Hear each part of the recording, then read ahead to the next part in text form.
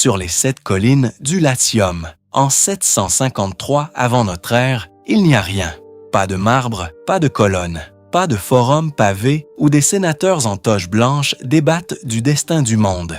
Il y a de la boue, des cabanes de bois et de torchis, des bergers qui font paître leurs troupeaux sur des collines couvertes de broussailles au-dessus d'un fleuve jaune et paresseux. Le Tibre. Il y a des villages de paysans latins qui se ressemblent tous, qui parlent la même langue rude, qui adorent les mêmes dieux rustiques et qui passent leur temps à se battre entre eux pour des questions de bétail et de terre. Ce n'est pas le berceau d'un empire, ce n'est pas le centre du monde. C'est un endroit comme des milliers d'autres dans le bassin méditerranéen, insignifiant, provincial, oublié. Puis, quelque chose se met en mouvement. Pas une révélation divine, pas un génie militaire unique, pas une ressource naturelle extraordinaire. Ce qui se met en mouvement à Rome, c'est un système, une manière de s'organiser, de combattre, d'absorber les vaincus, de transformer les ennemis en alliés et les alliés en romains. Un système si efficace, si adaptable, si impitoyablement pragmatique qu'en 700 ans, il va soumettre la péninsule italienne entière, détruire Carthage, avaler la Grèce, dévorer l'Espagne, la Gaule, l'Égypte, la Syrie et finir par gouverner tout le monde méditerranéen connu, de l'Écosse au désert de Mésopotamie. Ce n'est pas l'histoire des empereurs et de leurs intrigues de palais. Ce n'est pas l'histoire des gladiateurs et du pain et des jeux. C'est l'histoire d'une mécanique, la mécanique la plus puissante que l'Antiquité ait jamais produite. Et elle commence dans la boue. La légende dit que Romulus tue son frère Rémus dans une dispute sur l'emplacement des murailles de la nouvelle ville, et que le sang fratricide consacre Rome comme une cité née dans la violence. La légende, comme souvent, dit une vérité plus profonde qu'elle ne le croit. Rome ne naît pas dans l'harmonie. Elle naît dans la compétition, dans la lutte, dans la nécessité absolue de se défendre contre des voisins qui veulent sa terre, ses femmes, son bétail. Les premiers siècles de Rome sont une longue guerre de survie contre les peuples voisins, les Sabins, les Étrusques au nord, les peuples latins qui ne reconnaissent pas encore la primauté de la ville sur les 7 collines. La Rome des rois, 7 rois selon la tradition, de Romulus à Tarquin le Superbe, est une cité en construction permanente. Les rois étrusques, Tarquin l'Ancien et Servius Tullius, apportent avec eux les techniques de construction et d'organisation urbaine d'une civilisation plus avancée. Le grand égout, la Cloaca Maxima, est creusé pour drainer les marécages entre les collines. Le forum commence à se former comme espace public. Les murailles s'élèvent, mais ce qui définit Rome dès ses premières décennies n'est pas architectural, c'est institutionnel. En 509 avant notre ère, les Romains chassent Tarquin le Superbe, le dernier roi, et fondent la République.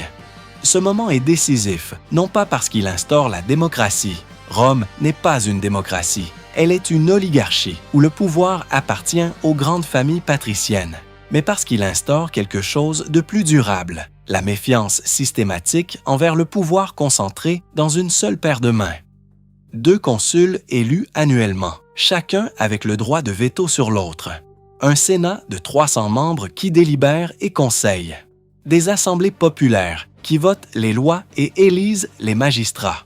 Des tribunaux qui défendent les droits des citoyens contre l'arbitraire des puissants. Ce système n'est pas parfait. Il est truqué en faveur des riches. Il marginalise les plébéiens pendant des générations. Il exclut les femmes et les esclaves. Mais il crée quelque chose qu'aucun royaume voisin ne possède. Une classe dirigeante collective qui doit négocier, convaincre, construire des coalitions plutôt que simplement décréter. Cette discipline institutionnelle est la première source de la force romaine. Elle produit des dirigeants formés à la délibération, à la persistance, au compromis. Des dirigeants qui, quand la crise frappe, ne s'effondrent pas parce qu'un seul homme est mort ou a fui. Rome combat d'abord comme ses voisins, en phalanges hoplitiques, des rangées de soldats équipés de longues lances et de boucliers ronds, poussant en masse compacte contre l'ennemi. Ce système fonctionne sur les plaines ouvertes. Il échoue dans les collines boisées, sur les terrains accidentés, dans les combats urbains. Et l'Italie centrale n'est pas une plaine ouverte. Les guerres de Samnite, 3 guerres âpres contre les peuples des Apennins, de 343 à 290 avant notre ère, force Rome à réinventer sa façon de se battre. La légion manipulaire émerge de cette nécessité. Au lieu d'une masse rigide, Rome adopte un système articulé, des manipules, des unités de 120 hommes, organisées en 3 lignes selon l'expérience des soldats. Les hastati, en première ligne, jeunes et agressifs. Les principes derrière eux, plus expérimentés. Et les triarii, en dernier recours, les vétérans, agenouillés, appuyés sur leur lance, la réserve finale qu'on n'engage que quand tout le reste a failli. En être au triaire devient une expression romaine pour désigner une situation désespérée. Chaque manipule peut manœuvrer indépendamment. Les lignes peuvent s'ouvrir pour laisser passer les fuyards de la ligne précédente, puis se refermer. Les unités peuvent pivoter, changer de direction, répondre à des menaces latérales sans désorganiser l'ensemble. La Légion est un organisme vivant, pas un mur de bouclier. L'armement complète le système. Le pilum, le javelot lourd romain, est une arme de génie mécanique simple. Sa pointe de fer est fixée sur une hampe en bois par une cheville qui se plie à l'impact, rendant l'arme inutilisable après le premier lancer. Quand les légionnaires lancent leur pilum à quelques mètres de l'ennemi, ils n'équipent pas seulement l'adversaire de leur propre arme. Ils alourdissent son bouclier d'un javelot qui pend et gêne ses mouvements. Puis, ils dégainent le gladius, l'épée courte, conçue pour le corps à corps rapproché, et poussent. Cette séquence, pilum puis gladius, dans une cohue rapprochée où la formation ennemie est déjà ébranlée, est dévastatrice contre des adversaires qui combattent avec de longues lances ou des épées longues conçues pour les distances. Les Gaulois, qui combattent avec de grandes épées tranchantes et ont besoin d'espace pour les manier, se retrouvent piégés dans une mêlée où leurs armes deviennent inutiles. Mais la vraie supériorité de la Légion n'est pas tactique. Elle est systémique. Rome entraîne ses soldats en permanence. Elle construit un camp fortifié chaque soir en campagne, fossés, palissades, tours de guet, même après une marche de 20 km. Elle maintient une discipline de fer par un code militaire qui ne fait aucune exception. La décimation, l'exécution d'un soldat sur 10 dans une unité qui a fui ou s'est mutinée, n'est appliquée que rarement, mais sa seule existence modèle le comportement. Un légionnaire romain sait qu'il est plus dangereux de fuir que d'avancer, et cette légion est constamment en guerre. Pas une guerre tous les 10 ans, une guerre chaque année, ou presque pendant 2 siècles. Chaque campagne forme des vétérans qui transmettent leur expérience aux recrues. La Légion s'améliore par accumulation d'expérience à une vitesse qu'aucune armée de conscription ou de mercenaires ne peut égaler. Rome bat ses ennemis. Tous les empires battent leurs ennemis. Ce qui distingue Rome, ce n'est pas sa capacité à vaincre, c'est ce qu'elle fait avec les vaincus. La plupart des puissances antiques ont 2 options avec les peuples conquis, les réduire en esclavage ou les soumettre en tant que sujets payant tribut. Rome invente une 3e option qui va révolutionner la géopolitique de l'Antiquité. Elle les intègre. Les Latins vaincus en 338 avant notre ère ne deviennent pas des esclaves. Ils deviennent des alliés latins, avec leurs propres institutions, leurs propres terres, leurs propres lois, mais liés à Rome par des traités qui les obligent à fournir des troupes en cas de guerre.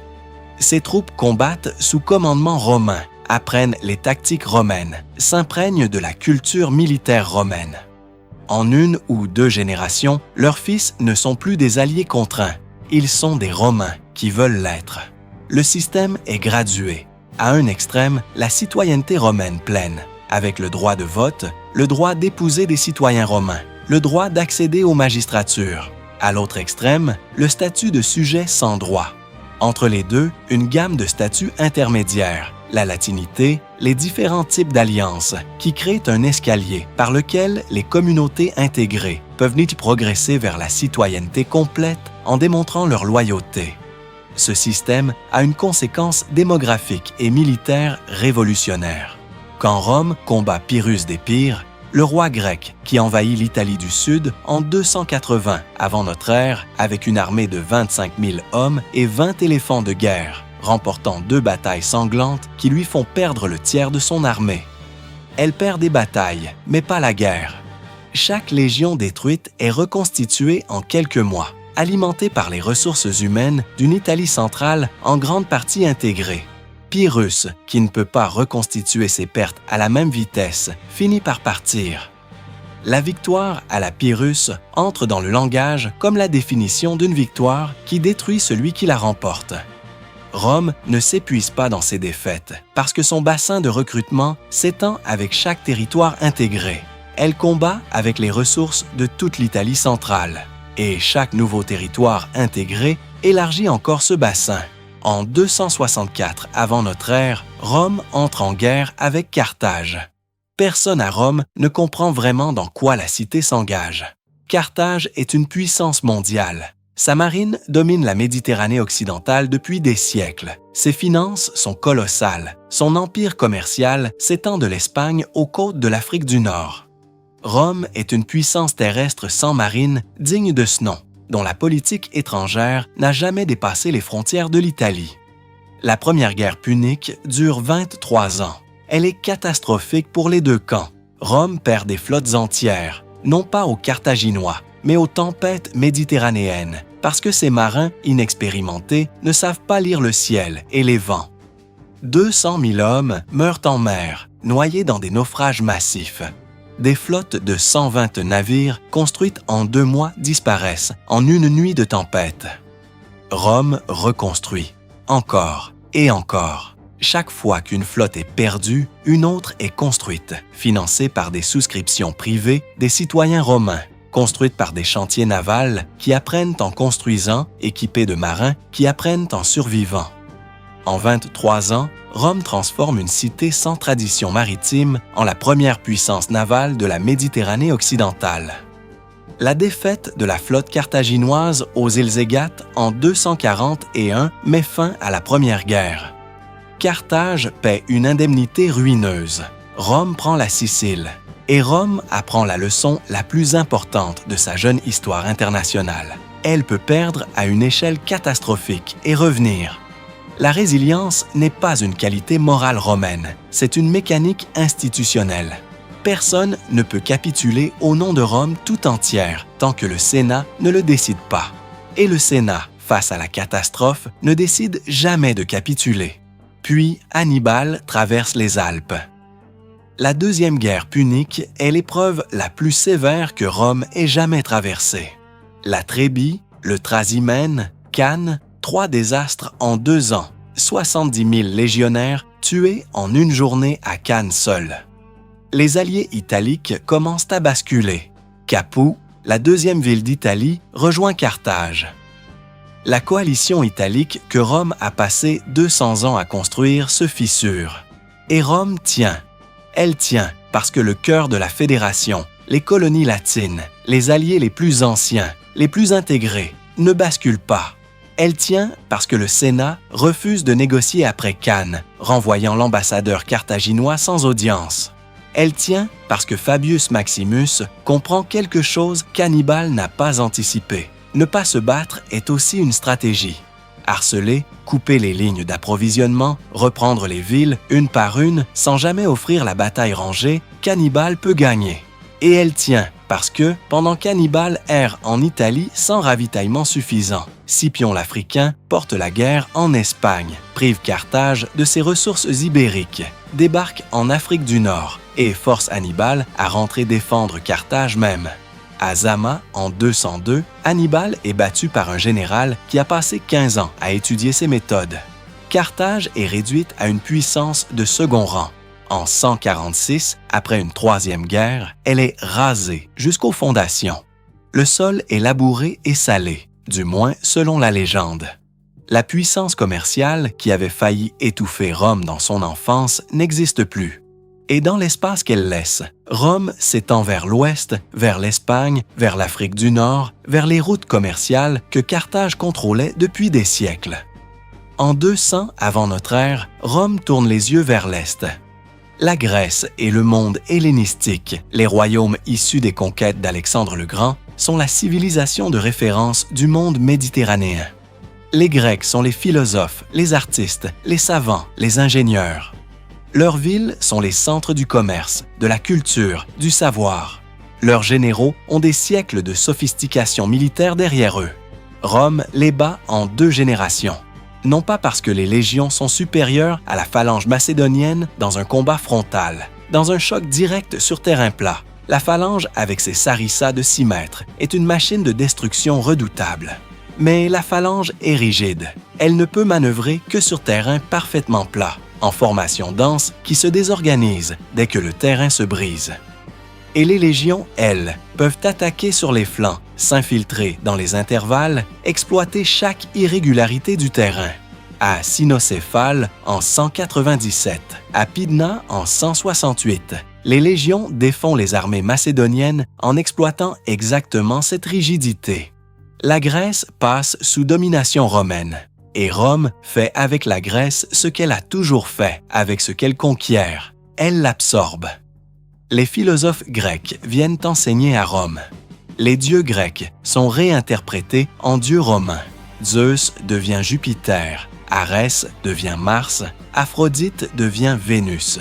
La littérature, l'architecture, la philosophie grecque s'enracinent dans la culture romaine et la transforment de l'intérieur. La Grèce vaincue a vaincu son farouche vainqueur, écrira Horace un siècle plus tard. Rome conquiert la Grèce et devient grecque en le faisant. À la fin du IIe siècle avant notre ère, Rome gouverne un empire. Mais l'empire génère des contradictions que la République ne peut pas résoudre. Les légions revenues des conquêtes ont besoin de terre. Les généraux victorieux, Marius, Sylla, Pompée, César, commandent des armées qui leur sont personnellement loyales, armées qu'ils ont recrutées, payées, enrichies de butin. Ces armées sont romaines en nom, mais leur loyauté va d'abord à leur général, pas aux institutions de la République. Les guerres civiles commencent. Sylla marche sur Rome avec ses légions. La première fois dans l'histoire romaine qu'une armée romaine attaque Rome elle-même et s'empare du pouvoir par la force. Marius et Sylla alternent au sommet dans une guerre qui saigne l'Italie. Puis Pompée, puis César. Jules César comprend quelque chose que ses prédécesseurs n'ont pas pleinement saisi. Le peuple romain ne veut pas la guerre civile. Il veut de la stabilité, de la nourriture, des jeux et un dirigeant fort qui maintienne la paix.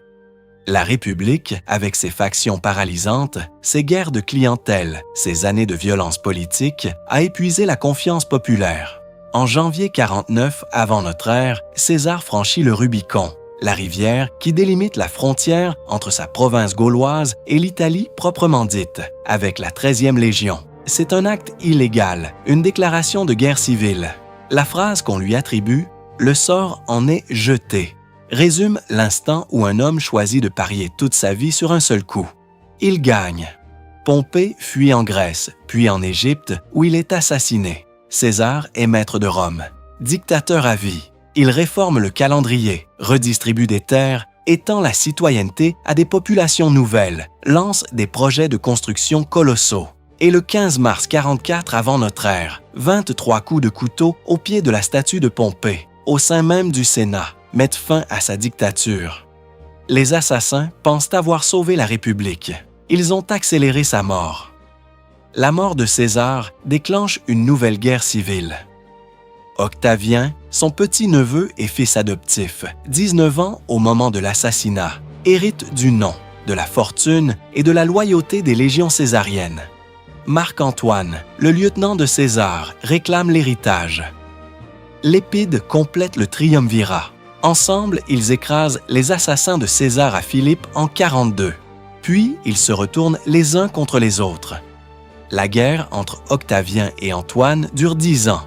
Elle se conclut à la bataille d'Actium en 31 avant notre ère, où la flotte d'Antoine et Cléopâtre est détruite ou capturée. Antoine et Cléopâtre fuient en Égypte et se suicident. L'Égypte, le grenier du monde méditerranéen, productrice des surplus de grains qui nourrissent les villes, devient propriété personnelle d'Octavien. Octavien, devenu Auguste, invente la solution parfaite au problème que la République n'a jamais résolu. Concentrer tout le pouvoir réel dans une seule paire de mains, sans jamais appeler cela ce que c'est. Il n'est pas roi. Les Romains haïssent les rois depuis Tarquin le Superbe. Il n'est pas dictateur. Le souvenir de César est trop frais. Il est le princeps, le premier citoyen. Il est auguste, l'augmenté, le sacré, celui à qui les dieux accordent leur faveur. Les institutions républicaines continuent d'exister. Le Sénat siège, les consuls sont élus, les lois sont votées. Mais Auguste contrôle les provinces militaires, celles où sont stationnées les légions. Il contrôle les finances de l'État. Il contrôle la politique étrangère. Il contrôle les nominations aux postes clés. Le Sénat délibère librement sur des questions que lui laisse Auguste. Sur les questions qui comptent, il délibère pour approuver ce qu'Auguste a décidé. Le génie d'Auguste est de comprendre que les Romains n'ont pas besoin que le pouvoir soit démocratique. Ils ont besoin qu'il soit stable, légitime et producteur de prospérité. Son règne de 45 ans, de 27 avant notre ère à 14 de notre ère, est une période de paix relative, de construction colossale, d'expansion commerciale et de consolidation de l'Empire. La Pax Romana commence. Rome gouverne pendant 5 siècles un empire de 60 millions d'habitants, s'étendant de l'Écosse au désert de Syrie, du Danube aux sables du Sahara. Aucune structure politique de l'Antiquité n'a duré aussi longtemps, gouverné autant de peuples, laissé une empreinte aussi profonde sur la civilisation qui a suivi. Ce que Rome a inventé n'est pas la Légion. D'autres ont eu de bonnes armées. Ce n'est pas l'architecture. Les Grecs et les Égyptiens construisaient de la pierre avant Rome. Ce n'est pas la philosophie, ni la poésie, ni les mathématiques. Tout cela existait avant elle.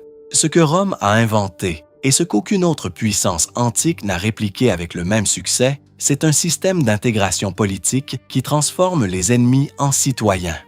La citoyenneté romaine n'est pas une appartenance ethnique. Elle n'est pas une appartenance religieuse. Elle n'est pas une appartenance géographique. Elle est une appartenance institutionnelle, une allégeance à un ensemble de lois, de droits et d'obligations qui peut être accordée à n'importe qui, de n'importe quelle origine, de n'importe quel peuple. Un Gaulois peut devenir romain. Un Grec peut devenir romain. Un Africain peut devenir romain. Un Espagnol peut devenir romain. Et au 2e siècle de notre ère, un Espagnol, Trajan, et un Africain, Septime Sévère, gouverneront l'Empire comme empereurs. C'est cette inclusivité institutionnelle, pragmatique, calculée, jamais sentimentale, qui permet à Rome de mobiliser les ressources humaines d'un continent entier au service de sa puissance. Et c'est son absence qui explique la plupart des effondrements impériaux qui l'ont précédé et suivi. La boue des 7 collines en 753 avant notre ère. Le marbre du Forum d'Auguste en 27 avant notre ère. 700 ans et un système. Le système a tout décidé.